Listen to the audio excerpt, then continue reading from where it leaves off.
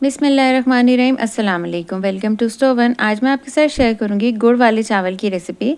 ये जर्दे से थोड़े डिफरेंट होते हैं। ये जर्दा बनता है चीनी में और ये बनते हैं गुड़ में और बहुत मज़ेदार बनते हैं। काफ़ी लोगों के लिए शायद नई रेसिपी हो तो एक दफ़ा ज़रूर ट्राई कीजिएगा। स्टार्ट करते हैं रेसिपी। इससे पहले आप वीडियो को लाइक ज़रूर कर दीजिए।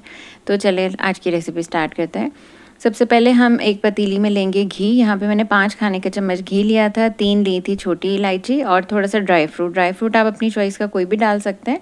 इसको आपने 2 मिनट के लिए फ्राई करना है। जब इसकी खुशबू आने शुरू हो जाए तो हम इसके अंदर शामिल कर देंगे दूध मैंने यहाँ पे लिया था 1 कप। साथ ही हम इसमें डाल देंगे शक्कर। यहाँ पे मैंने लिया था 2 कप शक्कर। और अगर आपके पास गुड़ अवेलेबल हो तो आप गुड़ में इसको बनाइए और गुड़ भी आप 2 कप ही लेंगे। और ये मैं आपको रेसिपी बता रही हूँ 2 कप चावल की, तो जितने चावल हों उतनी ही आपने शक्कर लेनी है और उससे हाफ़ क्वांटिटी रखनी है दूध की। तो ये मैंने थोड़ी ज़्यादा क्वान्टिटी में बनाया था। आप फर्स्ट टाइम अगर इसको बनाएं तो आप 1 कप चावल के साथ बनाएं और आप बाकी तमाम क्वान्टिटीज़ जो है हाफ़ कर दीजिए।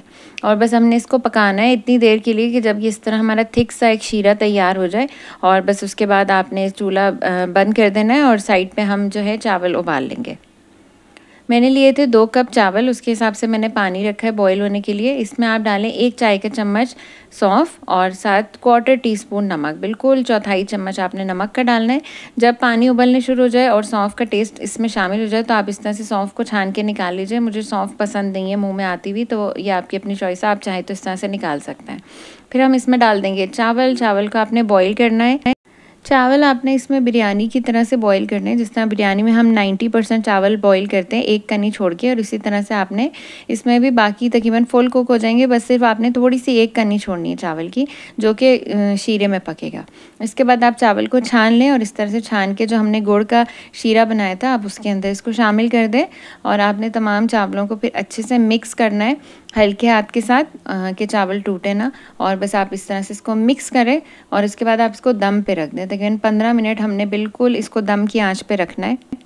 और 15 मिनट बाद यहाँ पे चावल जो है बिल्कुल रेडी थे। बिल्कुल खिले खिले चावल बने थे, बहुत मज़ेदार बनते हैं। एक दफ़ा ज़रूर ट्राई कीजिएगा और मेरे साथ अपना रिव्यू भी ज़रूर शेयर कीजिएगा। और आई होप आपको आज की रेसिपी अच्छी लगी तो लाइक और शेयर ज़रूर कीजिएगा और नए हैं मेरे चैनल को सब्सक्राइब करें। मिलते हैं नेक्स्ट वीडियो में इंशाल्लाह किसी और मज़ेदार सी रेसिपी के साथ। तब तक के लिए मुझे इजाज़त दीजिए। अल्लाह हाफ़िज़।